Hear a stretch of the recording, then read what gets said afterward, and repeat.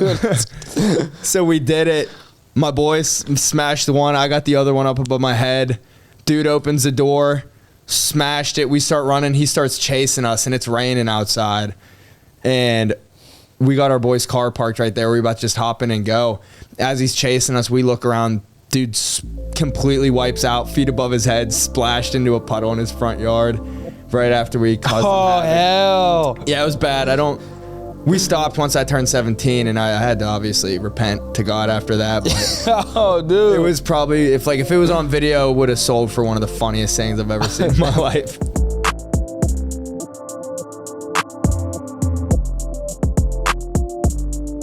Welcome to Adversity Kings. I think this is episode 20. We got Spencer, Kozej. Spencer, Kozej. How's it going, bro? It's going good. Thank you for having me on here. I appreciate it. Thanks for getting on, dude. How you feeling?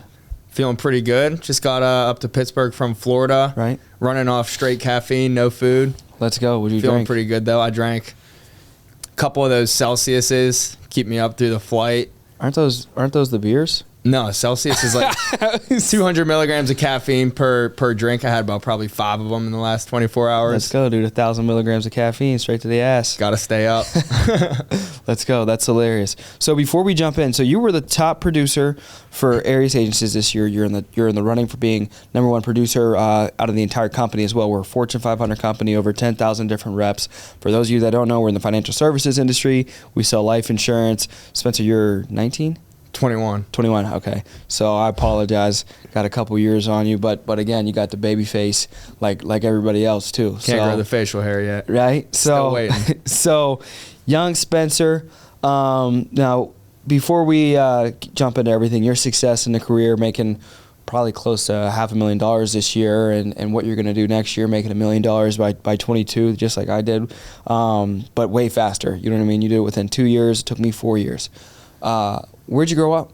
I grew up in Pittsburgh, little school outside of Pittsburgh, outside the city called Shaler. Oh, okay.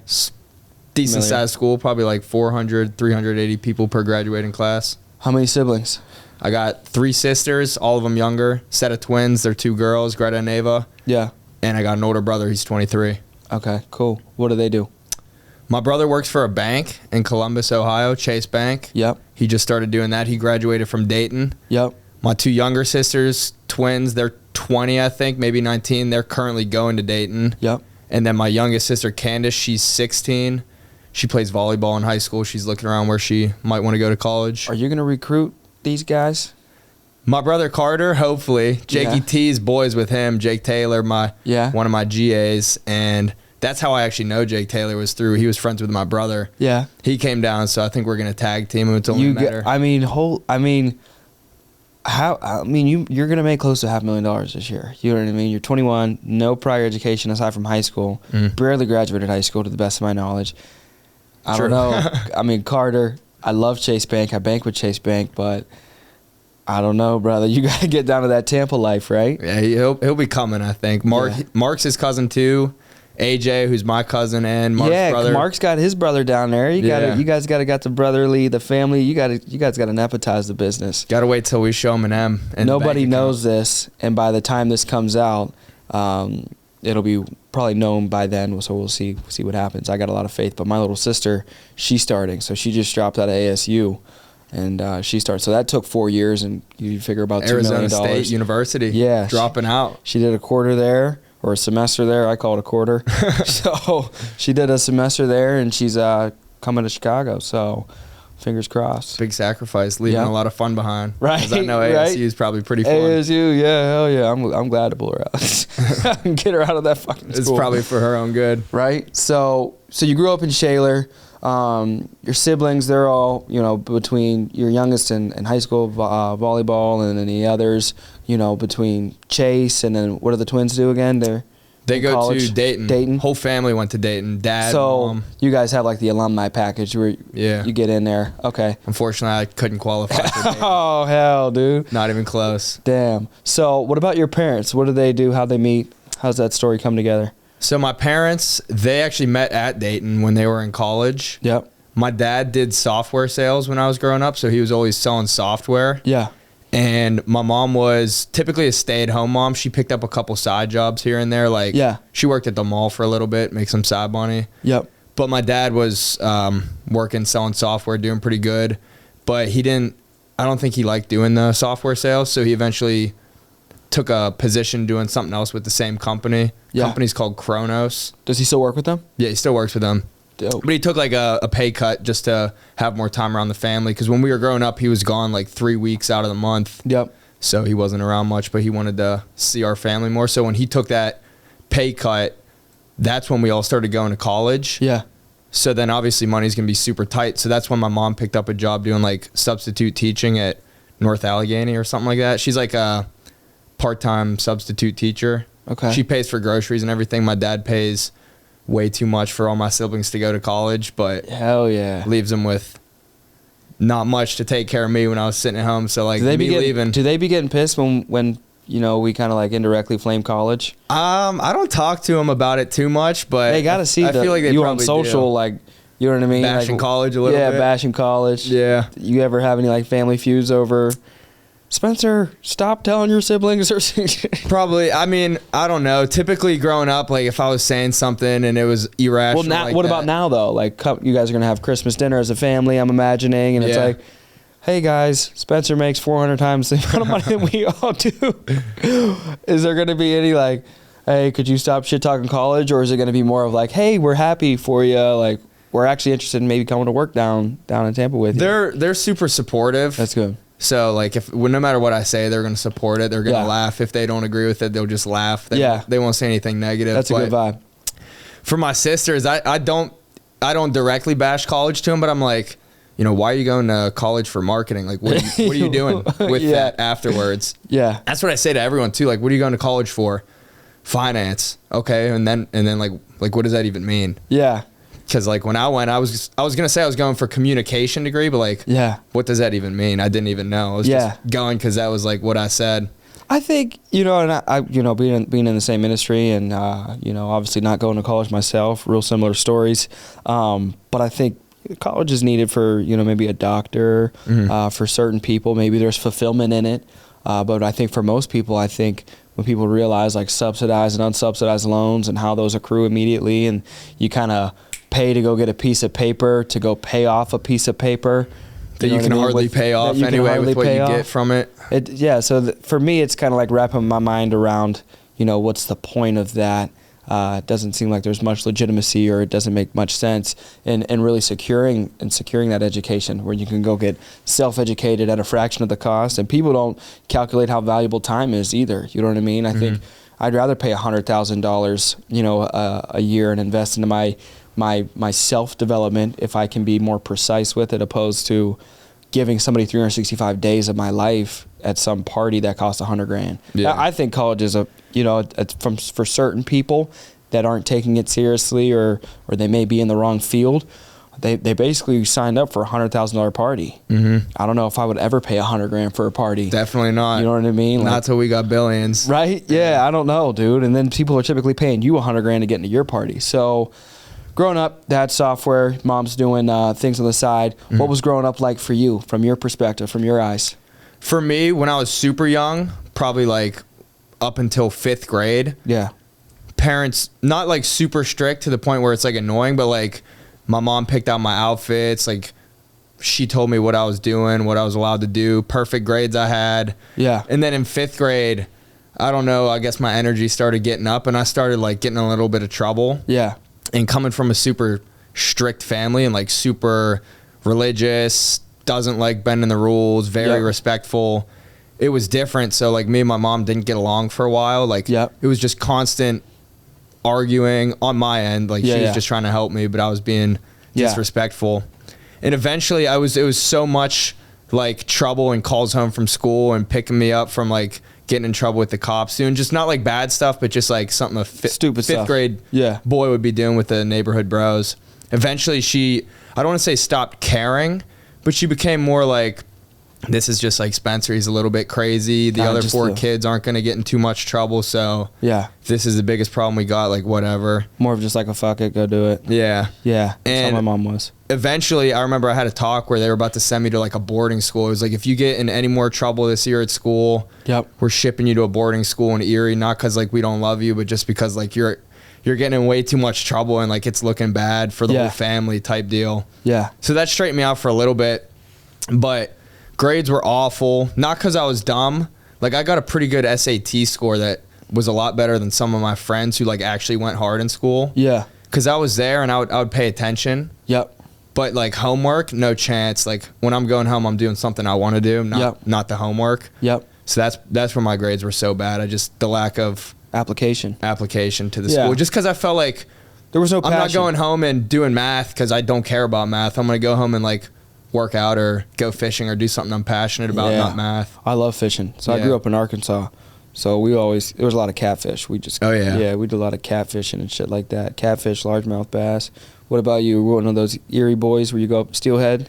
No, I did the steelhead twice. Actually, last time I did it was 2 weeks ago, and I think I got sick from being up in the cold. Yeah, dude. Never caught any. You just go up and we would freeze and not catch anything. Right. And what do you use salmon eggs when you're steelhead fishing? Do they use salmon eggs? I don't know what we were using. My boy set up the thing, but I think it was some sort of egg. Yeah. Yeah. Look, I think it's like eggs. I never went steelhead. Now, do you ever fly fish? I tried. I got a fly fishing rod for Christmas one year. So fly fishing. So we were fly fishing, and I was talking about I like to eat the fish, but obviously there's no fucking fishing in Chicago. So very much. You fish down in Tampa at all yet? We went once. We were supposed to go catch sharks. We didn't catch any. We ended up catching like 50 little fish like that big. Yeah, catch and release? Yeah. It was still fun though. Yeah. Team experience. So growing up, bad kid, bad grades, didn't really apply yourself. Any funny memories or anything stand out, like funny stories? Like if you had to think of like that was the funniest thing that happened growing up. Well, one funny one, this is bad. I would never endorse this, but it's just what happens when I'm in high school with a bunch of friends that like getting in trouble. But it was me and my boys, and when fall season came around, we would call it like pumpkin season because everyone's got their pumpkins out. Yeah.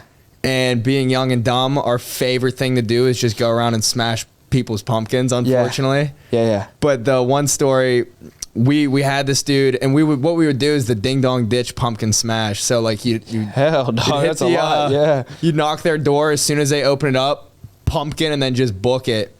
And damn, dude, this is definitely a white area. But the black, you go get shot, dude. So we did it. My boy smashed the one. I got the other one up above my head. Dude opens the door, smashed it. We start running. He starts chasing us, and it's raining outside. And we got our boy's car parked right there. We're about to just hop in and go. As he's chasing us, we look around. Dude completely wipes out, feet above his head, splashed into a puddle in his front yard right after we caused him havoc. Hell. Yeah, it was bad. We stopped once I turned 17, and I had to obviously repent to God after that. But oh, dude. It was probably, if it was on video, it would have sold for one of the funniest things I've ever seen in my life. That's hilarious. Now, what about like one of the hardest things that you think you've experienced up until this point, adversity wise? Like what's the podcast theme? The more I think about it, it's like Adversity Kings. We got to talk. What do you think is the biggest piece of adversity you faced, whether that's external or internal? I think everybody's equally well versed in regard to adversity that they face. I think probably just feeling when I was in high school, coming to the end, and all my boys are like about to go to college, and obviously everything put in my head when I'm in high school is like, oh, if you don't go to college, you're there's no chance. Like, you're a piece of shit. Going to be working at like a pizza shop or something like that for the rest of your life. With nothing against pizza shops, someone's got to do it. But my vision was always like, if I don't make 100K by the time I'm 40, like this is my high school vision, then like it's beat. I'm not successful. Everything like that. Yeah. And just like an inside mental battle. Like I didn't care about grades, and I didn't care that I had bad grades because it wasn't my focus. But when graduation season started coming around, I was like, dang, everyone's really about to go off to college and be successful. And now like I literally don't know what I'm doing. Yeah. Like the time's sneaking up fast on me. I guess I'm going to go to community college and try to buckle down and get into like a bigger school and get a degree. Yep. So that was like the first time I was going through adversity. Like everyone's getting into college and I got nothing. I'm still living at home. Yeah. So I went to community college, and I tried buckling down with school. Still didn't like it. I'm still sitting there thinking like, wow, I can't believe I'm learning this math that I don't care about. But I got decent grades. I upgraded from like a 1.8 on average to like maybe a 3.0 at CCAC. And then my next plan was I was going to use that 3.0 at CCAC and transfer my credits to get into Pitt or like Duquesne or something reputable. And when I applied to get into Pitt, and all my boys went to Pitt too, so like I knew a bunch of people there. I was telling them, yo, I'm coming to Pitt. Like my grades are good. We got this. I applied to Pitt, and then I got a letter back from Pitt saying, you didn't get into Pitt, Maine. You got in like Pitt, Greensburg.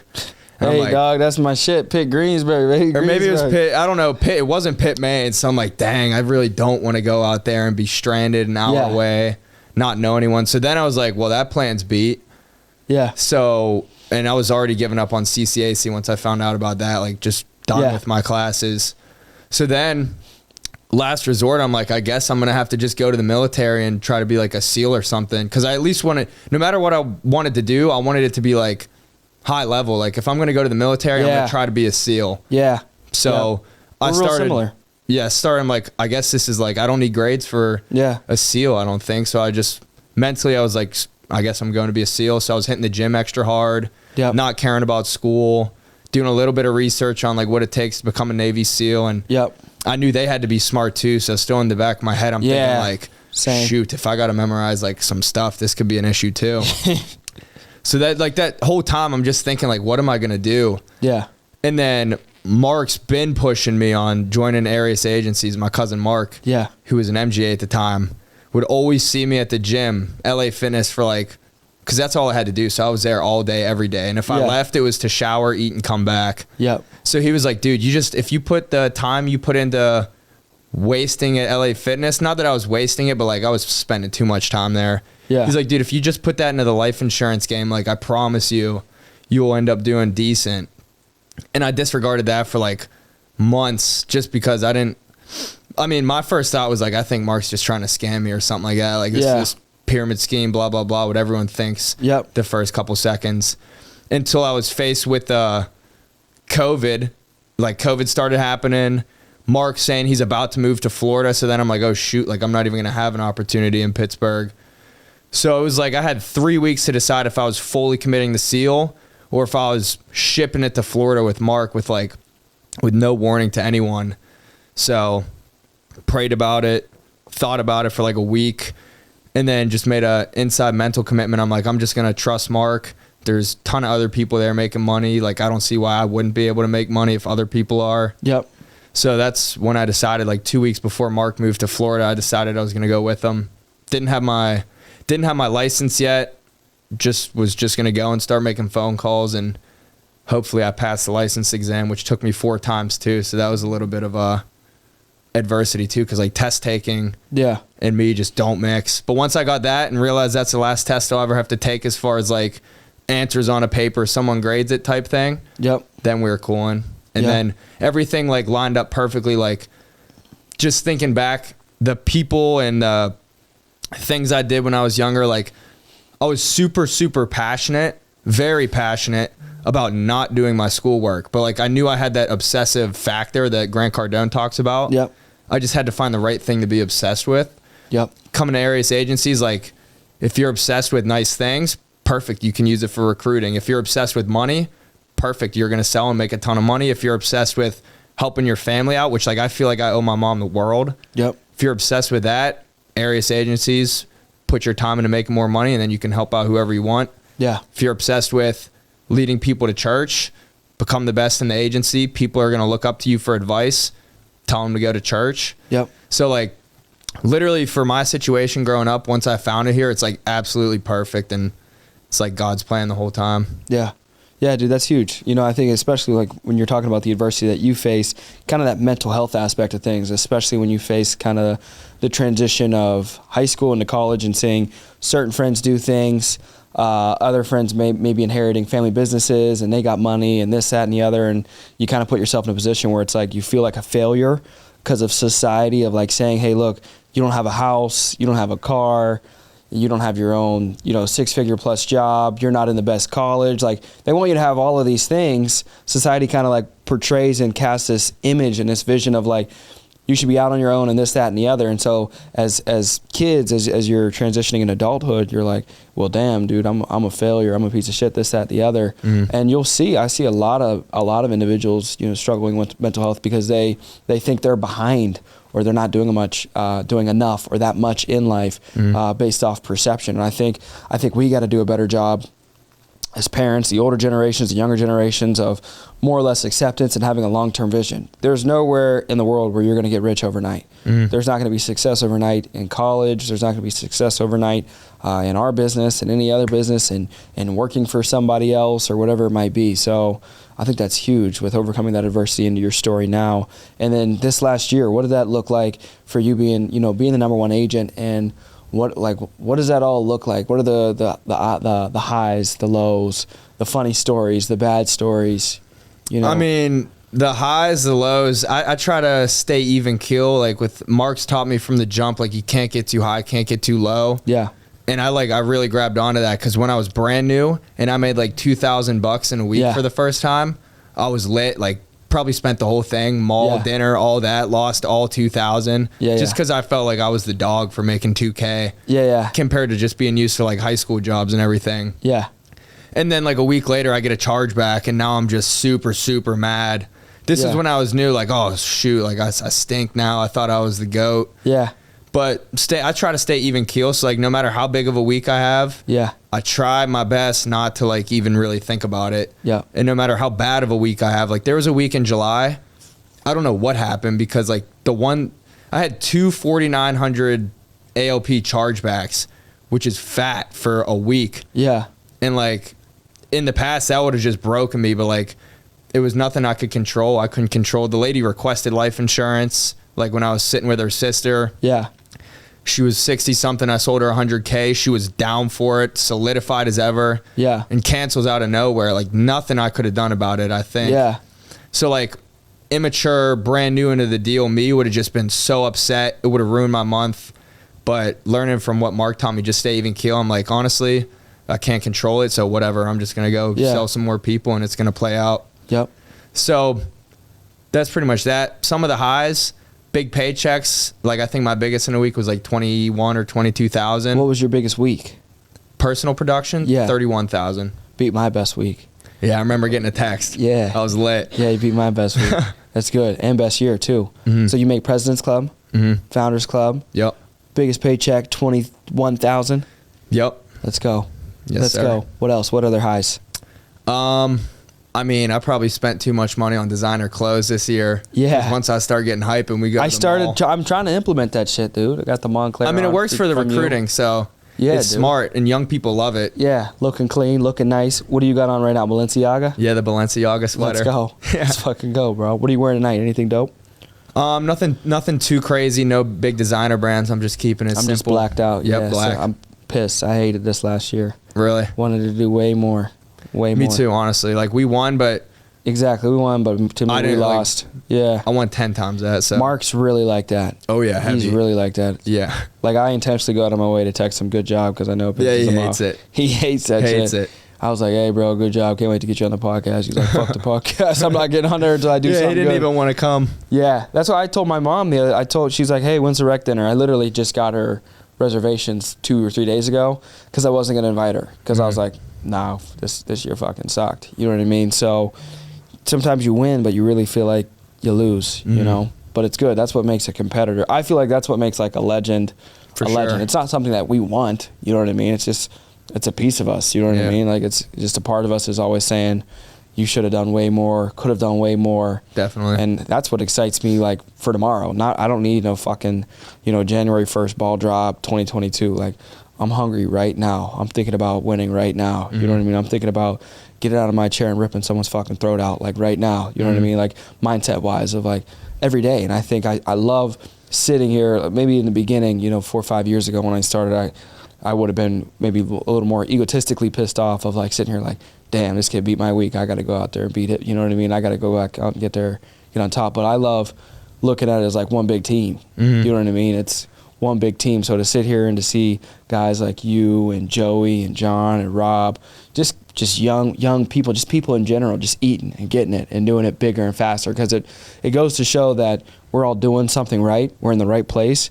Because if you can bring individuals in and they can get what you got and they can do it more efficiently and more effectively, I feel like that's a place where growth truly is being emulated. You know what I mean? Yeah, for sure. Like, nobody's really holding cats back here. You know what I mean? Not like, at all. We're all fucking competing. Believe that. You know what I mean? But it's pretty open. You know what I mean? It's like, hey, I want to do better by competing with you, and I want my people to compete with you, and vice versa. For sure. You know, I think like people get too soft where they're like, everybody should just get an equal opportunity award. Yeah, we'll have an attendance trophy. It's like, I don't really fucking work, Joe. Yeah. You know what I mean? I ain't gonna pay the bills around here. So any other things stand out this last year, your career here so far? Highs and lows as far as that goes? Just in general, anything? Funny stories? Bad stories? Funny stories. What's the funniest shit that's happened this past year? I can tell. Funniest thing in the business, or just being in Florida with the boys that we work maybe with? both. Maybe both. Dude, I don't know. There's so many. Like, every day in the office is fun. Like, everyone's laughing all the time. Everyone there is friends, because like we recruit people we want to work with. Yeah. Let me think of a funny story. I know I got plenty. While you're thinking, I'm going to show you this voicemail I got from a dude 3 or 4 years ago when I was selling. I don't even know if I'm allowed to do this. I've gotten some funny voicemails. October 29th, 2018. Yeah, motherfucker, you ever pull some shit like this with some fucking scam with my kids, I'll hunt you down, I'll fucking kill you. I promise that, motherfucker. Oh my goodness. October 29th, 2018. I actually went out and sold them after that. No way. Swear to God. Yeah, Dude, that was out in Altoona. I find the dudes that cuss you out like that, they're buyers. They're the coolest dudes. Yeah, like, I would probably do the same thing. If I get a call, I'm cussing you out. Yeah. But then if you show up and you're cool, I'll probably buy something. Yeah, I'm probably going to fucking buy, dude. So that reminds me of probably the funniest story is Jake Taylor. He was the SA on our team at the time. I think I was the GA. Or maybe I was the SA, he was the agent. He comes up to me. This is actually hilarious. He's like, oh, yeah, dude, I just called this dude. He cussed me out. So all I was saying to him was just, "Aw." And so he said that. And then like 2 days later, I'm scrolling through my lead pack. I think Jake was in training at the time, and he was calling through my leads. And I scroll up on this dude, and it's like the same name as my uncle. I'm like, oh, my uncle has this same name. And the comment says like Jakey T semicolon, this dude cussed me out, so I just started moaning and saying aw at him. And then I look at the address, I'm like, wait a second, I think that is my uncle. So it turns out it was my uncle that was a POS. Oh. And he cussed out Jakey T after calling him, and Jakey T said some funny stuff to him. Oh my God, that's hilarious. It was just hilarious, like completely ironic. That's hilarious. It's so funny. What's the dopest thing you guys have done down in Tampa?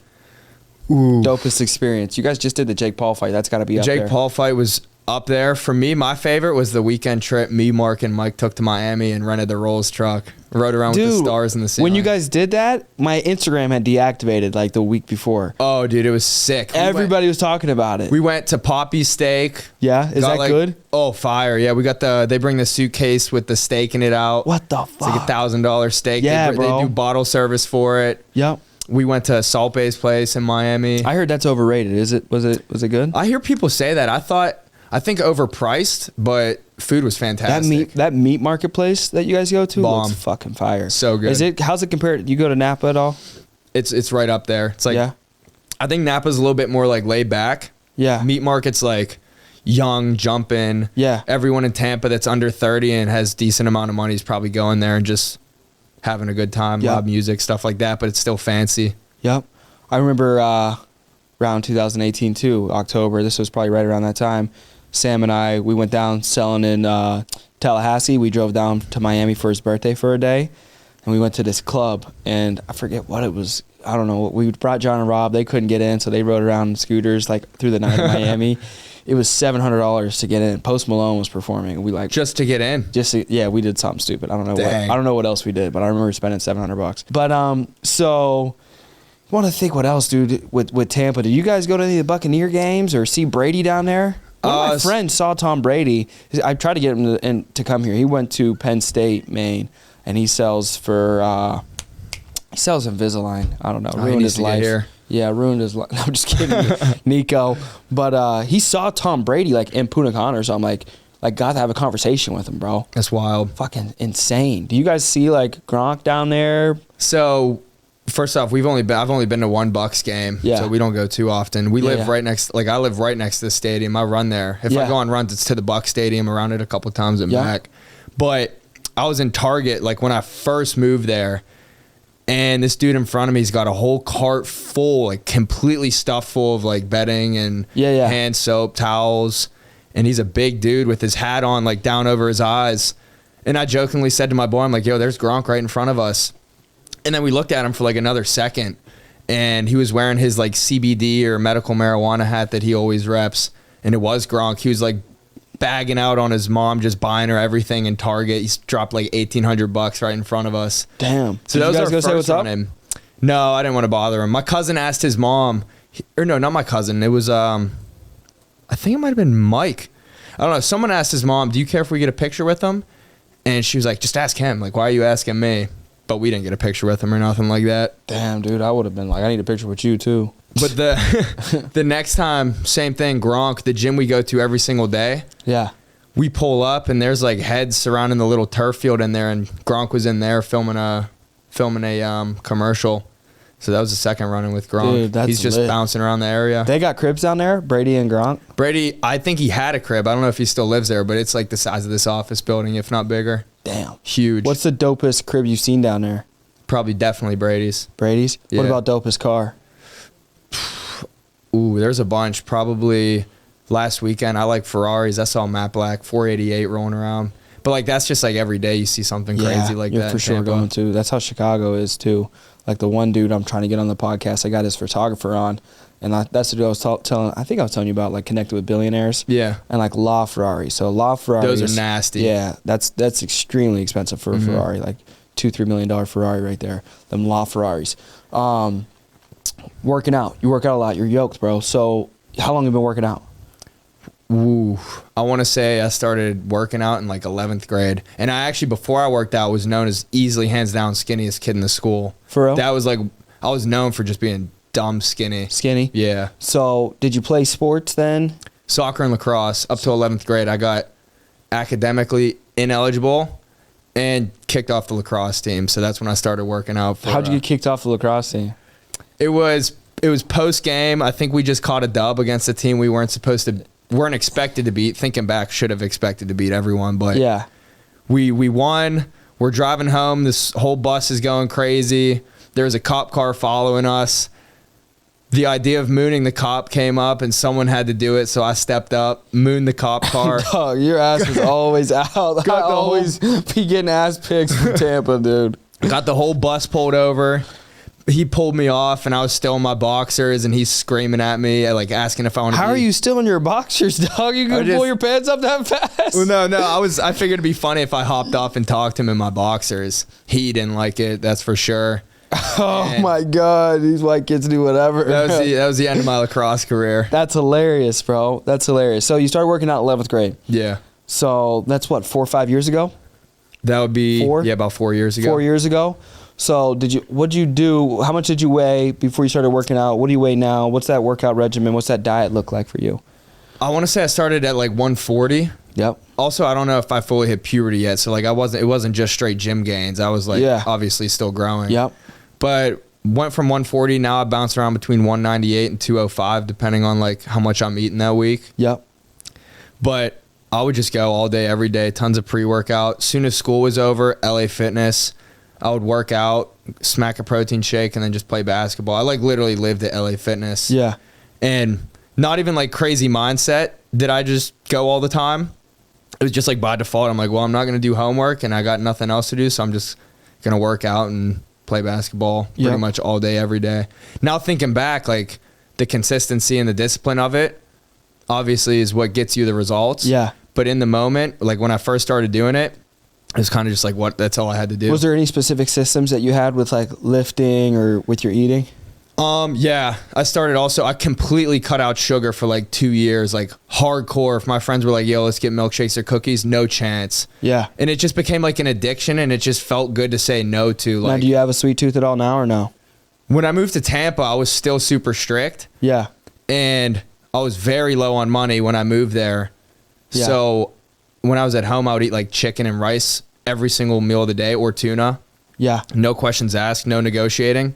But once I moved to Tampa, Mark got me on some Chick-fil-A a little bit of McDonald's. Come on, So Mark. It's because I was low on funds, and it was like we would be working till like 10. Yeah. Starved at night. We're like, dude, screw Hell it. yeah. Let's just get McDonald's and just crush it. Yeah. So I did that for like a couple months, put on a little bit of fat, and got real pissed about it. So like I'm back on now, and I try not to eat. You just made a video. You look ripped, dude. Yeah, You look try not to eat. This is the only thing I've never been disciplined in my life is eating. If you've ever, you remember my stories, dessert. Oh yeah, dessert all the time. Every fucking meal dessert. Yeah. You know what I mean? So even for me to have like somewhat of a six pack with dessert, I'm like, you know what to be in positions that we are where people look up to us and we hold, influence in the business, where it's like, how do we have discipline in every area, but like what areas do we not? And so like when I break it down, I'm like, all right, dude, the place that I don't, it's like food for sure. I'll just eat whatever the fuck I want. But the last 2 months I hired a nutritionist, and I have felt the best I have in my entire life, the strongest I've ever felt, and I'm eating. Technically, it feels like less. Like I feel fucking hungry a lot, but I feel like the strongest that I've ever felt. Like waking up is the last fucking 4 years, getting up between 4 and 6 and going until midnight, 1 a.m. You know what I mean, and not being able to like get it, like not get more than 4 or 5 hours of sleep a night. It's like the diet, dude. I feel like the diet's really is most of it. I used to see those memes where it's like diet's 80%. Yeah. Like, no, it's not, motherfuckers. I eat whatever I want. I got a six pack. Fuck you guys. But like now I'm like, you can have a six pack, but if you feel like shit, yes, you know what I mean? Like it's pointless. You know what I mean? And you're not going to have it 30, 40, 50, 60. Yeah, you know what I mean? But you could I think you can have a six pack 50, 60 years old if your diet's there. Yeah, you know what I mean? sure. Especially like you got some money, you know what I mean? You got the flexibility in your schedule, like Greg, Simon, they're going to die with six packs. Yeah. You know what I mean? JA too. JA, bro, he's ripped as hell. And he told me, he's like, diet, doesn't eat past 8. That's something I just started. I don't eat past 8. Ooh, I don't know about that. Yeah, I that's need to get hard. on that. Yeah, not eating past 8. It's hard. So I eat 10 a.m., 1 p.m., 4 p.m., and 7 p.m. And then I wake up 16 fluid ounces water with a half lemon. And then I go to bed with 16 fluid ounces and like a tea bag in it, like no caffeine. Do you do a gallon jug at all? Throughout the day, yeah. Yeah. I'm trying to work up to a gallon in between there too, but it equates to a gallon. You know what I mean? But I don't know if all the time I'm smacking out a gallon. That's something I got to do better on. Sometimes my piss is orange. So. Yeah, that's the worst. That's like a big red flag when I see that on myself too. Yeah, I'm like, dang. shit, bro. I'm lacking on the water. So what's future vision look like for you? Mind, body, spirit, family, where you want to live? Like I want to kind of paint the picture of what does Spencer's future look like, and take us out there. Future vision for me, something I've been praying for since I started, was $1 million for sure net income by the time I'm 24, like on a calendar year. Yeah, that'll be easy. You'll do that next year. So what's your vision next year? I'll tell you. My vision next year for the team is going to be about $3 million ALP. So every 5 on the front end as an RJ MGA, you should make $1 million. But if you're writing business too next year, I'm gonna be writing a little bit, at least 200. So there's 120 grand off that, and then 3 million. Low end 15%. Yeah. Low end 15% of that 3 mil, which is 10%, 300, 450,000, 550. If you shoot for 5 million, which is just 50 liters with the account you guys got down there, I feel like you could. Realistically, you have the right approach, but you'll be 23. What, 2023? Yep, getting growth bonuses. Yeah, dude, that'll be like realistically speaking, like for sure. Without a doubt, million by the time I'm 24, and I've been praying for it every night. Since, Lambo too, for sure. Oh no, actually, Rolls truck over Rolls the Lambo. Royce, yeah. I like the coupe Rolls though. Yeah, I drop like top. Yeah, Wraith. The Wraith, I think so. The Wraiths are nasty. But you know what? That Rolls truck, I know what you're talking about, or like I have a glimpse or like an idea. Those are fucking hard. And the Brabus Kit G-Wagons. Oh, disgusting. Crazy. Nasty. Brabus Kit G-Wagons. Yeah, they're sick. So Rolls truck, $1 million income by 24. You're going to do by 23. What else? Where do you want to live? I like Tampa, and Tampa's like the city that changed my life, so I feel like I got some loyalty to it. And probably I'm thinking definitely a house. Long term, I'm going to have a house in Tampa. I want to get a big house in Pittsburgh, maybe the Wexford area. Yeah. Now, I know you listen to some Cardone. Now, he says rent where you own and own where you rent. So what are your thoughts on that? I mean, I kind of listen to Cardone's real estate You gotta stuff, chew but up- I'm, yeah, you gotta I'm more chew up the meat. right now focused on the ALP. Yes. So when the time comes to really get into Mark that, just got a property. yeah. That's dope, dude. And actually, I'm in the process of trying to do the same thing, possibly the townhome right next to him. Dude, that's fucking awesome. Yeah. But That's awesome. I don't know too much about real estate, to be honest. I I got know my more hand about up, the dude. ALP. But when the time comes listen. where I can get big into it, I'll either I'll learn a little bit more or just Yeah. pay someone to do it for me. Pay someone, bro. This is how much I study outside of, like, if I'm reading a book that's not affiliated with making me better in this business, it's going to be an audio version. You know what I Yeah. mean? And I'm going to loosely listen to it and just kind of see if there's anything that I can apply to this business. I feel like we're similar where it's like, there is no fucking, like, with how long it's taking me to get good at this, there's no way I'm going to spend time studying real estate when someone out there is just like us applying their lives to real estate. Yeah, and it's they'll like, why go don't I hard just for it. pay you to fucking do it? You know what I mean? Exactly. So, living in Tampa, house up here, Rolls Royce truck. What about girl, wife? You got a future vision of like, who's gonna fit the bill for you? For me, as far as like tying down and really getting a girlfriend where I can take her serious, I can't see myself having a girlfriend until I at least make $1 million in a year. Yeah. Just because, like, I always say it, and like it sounds like a joke, but like dead serious. If I'm gonna be a boyfriend, I'm gonna try to be the GOAT, like the best boyfriend you Facts. can be. Same. And I can't be a good boyfriend with less than $1 million of income because Yes. like, if I'm gonna find a girl that I want to marry and like actually make her happy, Yeah. money's not everything, but like $1 million is gonna be the floor to do Yeah. what I want to do to Yep. feel like I'm providing the value that I need to. Yeah. As far as that To goes, So I create can't- unforgettable experiences. Exactly. You know what I mean? Like, you ain't going on a heli ride every night. You know what I mean? Taking Yeah. her to the meat market. Yeah. But no, I tell like there's no girlfriend until I'm 24. And Hell even if I yeah, start dude. getting close to it, I gotta like pull myself back. Unfortunately. What about kids? Kids?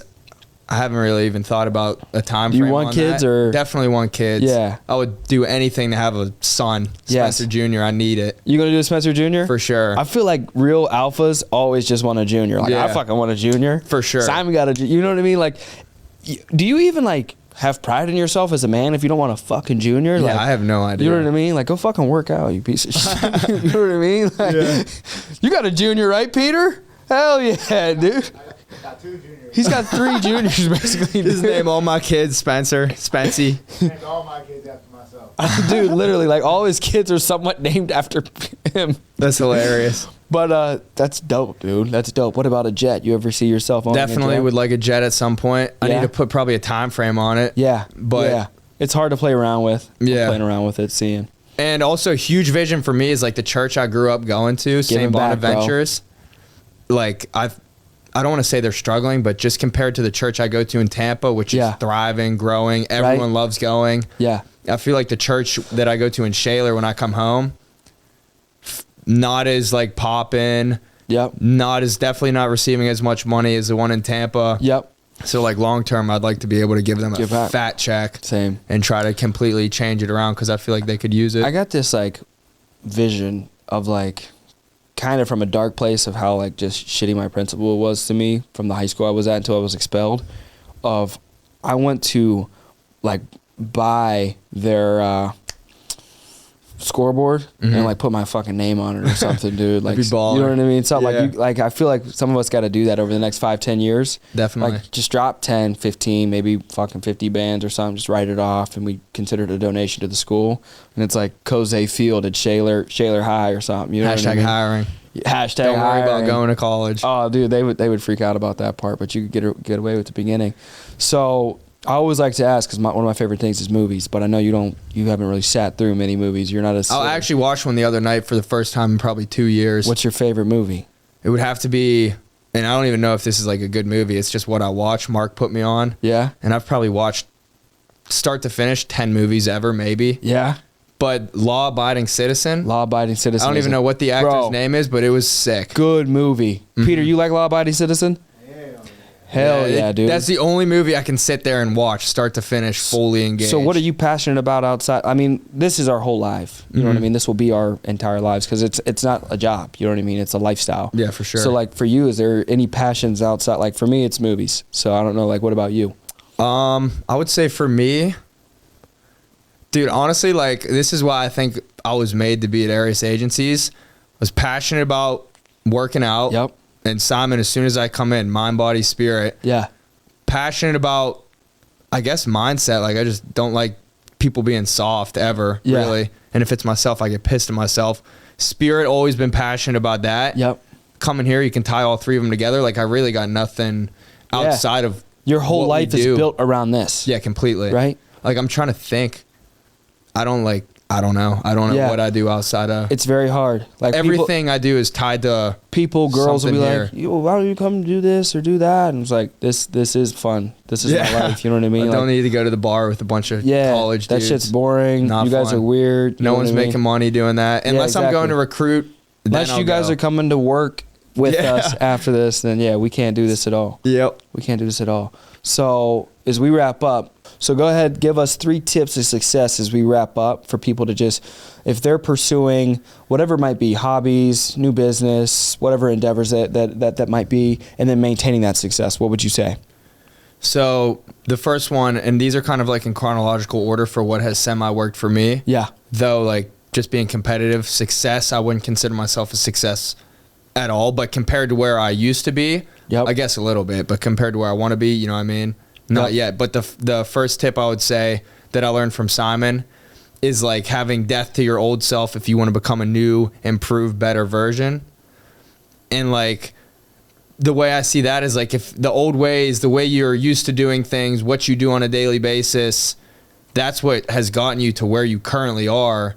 And if you aren't happy with where you currently are, obviously, stay consistent with good habits, but chances are what you're doing has brought you to where you are. And it's like, it happened for a reason. So if you want to improve your life, you got to have, like, hardcore, draw the line, cold turkey, death to your old self, whether it be, like, what you do with your time on the weekends, what time you wake up. Like, I know I got some people, not going to name drop, but just like, oh no, I can't wake up early because, like, I've never been an early person. I don't work to my full potential if I wake up early. Like, it's better for me to sleep in. But, like, you want to be better, you know what I mean? So you got to have death to your old self, wake up early. Who cares if you're used to sleeping in? Like, that's gotten you to where you're at. Yeah. So change something if you want a different result. Yes. I know for me, one major thing is, like, I definitely love having fun. And, like, my old definition of fun had nothing. It wasn't making me any money. Yeah. But it was just, like, doing dumb stuff with my friends. I'm not saying fishing's dumb, but, like, even, like, fishing. Like, fishing's cool. Yeah, if it don't make you money, it's fucking But dumb. I'm not going fishing until, like, I'm done making money and I got residuals coming and I don't have to worry about it. You know what I mean? Because other than that, I'm just wasting time. Yeah, exactly. So, like, even stuff like that, like fishing, it's fun. I like it, but it's not going to make me money. And I'm on a mission to, make more money and change more lives. So fishing had to get cut completely pretty much. Yep. Sleeping in, cut. Like, I used to sleep in till 10. Yep. Can't do that anymore. I was never really a big drinker, but, like, I know for a lot of people, drinking can hold people back if you drink all the time. So, like, cut It's bad for your tests. Yeah. Drinking, people don't realize that. It's bad for your testosterone. Mm-hmm. Alcohol's not good. It's a damper. So, and other stuff, even as far as, like, I remember before I worked here, seeing Mark post, or maybe it wasn't Mark, might have been you, post like a paycheck. Yeah. And all I was thinking is, like, that's a lot of money for one, but I would never post a paycheck. I'm not the type to post a paycheck like that. It's and weird I know a ton of people that come in and they're like, how do I recruit? How can I get more people to work with us? Post a paycheck. Oh no, I don't. I'm not like that. Like, my family will think that's weird. I'm from a town where, like, money's not everything. I'm not going to post a paycheck, which is how I was. Yeah. But, like, paychecks bring people in. People like seeing the money, so I had to cut that and start posting my paychecks. Hell yeah, bro. Just small stuff like that. Like, you just got to give up on your old ways and ask people who are doing better for you what they do and what you should do differently, and then just listen to it and implement. Yep. So that'd be tip 1. Tip 2, let's see. I would say is just be undeniably extremely obsessed and passionate with what you do. Like, you can't possibly want to be successful if people don't know what you're doing and, like, what you're obsessed with. Like, for you, I'm sure anyone that knows you, once they talk to you, all they know about you is you go hard at American income life. Yep. For me, if anyone talks to me, all they know and all I portray is, like, I go hard with American income life pretty much. Yep. So, like, you can't be successful if, like, your career is just, like, something you do. Yeah. But not, like, everything you do. Yeah. So for me, like, just becoming disgustingly obsessed with it, loving it, and just everything you do is focused on work, which not saying like I don't focus on family or my relationship with God, because we're blessed enough that our career ties all those together. Yeah. So just being like undeniably obsessed with what you do, to the fact where it just radiates and everyone knows you're obsessed with it. And I think that can bring success too. So that would be like tip number 2, I guess. Tip number 3 would probably be just control what you can control, which I know that's stereotypical, but like for real, like all you can control in our business or in sales is like how many phone calls you make. You can't control if they're going to pick up. You can't control what they're going to say to you, but you can control making the phone calls. And I think when I was new, and this is what I think brought me to being decent at sales, Mark told me, like, doesn't matter how many times you've called these people, just make 200 calls a day. Yeah. And I'm sitting there like, I only got 20 leads, and 3 of them told me to F off, and 1 of them hung up on me. The other ones aren't answering. Well, how many calls are you at? And I'm like, 50. And he's like, control what you control, make the 200 calls, and the results are going to come. Yep. Small stuff like that. Other things like, you know, I can't even think of an example, but just like staying in control of what you can control and not even worrying about anything else, because if you can't control it, there's no reason to worry about it. Fire. What's your favorite book? My favorite book, Be Obsessed or Be Average by Grant Cardone, without a doubt. Hell yeah. Be obsessed or be average. So what are we at, Peter, an hour? Yeah. Hour and 10? I'd say about 10 minutes should be good. What are we at on the clock? Because he got to go. Oh, you gotta go? Hour? 240, 239. We should be good. Yeah, it's pretty good. Pretty good. Anybody you want to shout out? Where can people find you? They're looking for an opportunity. Maybe somebody likes what you're saying. They want to come work with you. For sure. Follow me on Instagram. That's like my main source of connecting with people. Instagram is spencer.kozej. How do they spell the Kozej? Kozej. And how, probably the Spencer too. There's multiple ways. SPENCER. Period. Kozej. Perfect. So if you're looking to join the team, we got like 20 to 25 young, hungry. Everyone's on the same mission. Yep. Just make money, change lives. We and got you to made charge a together. $500,000, right? Yep. Under $500,000 this year. Projected income, he's going to make $1 million within the next 2 years in a full calendar year. So again, guys, you're not even taking consideration the passive income.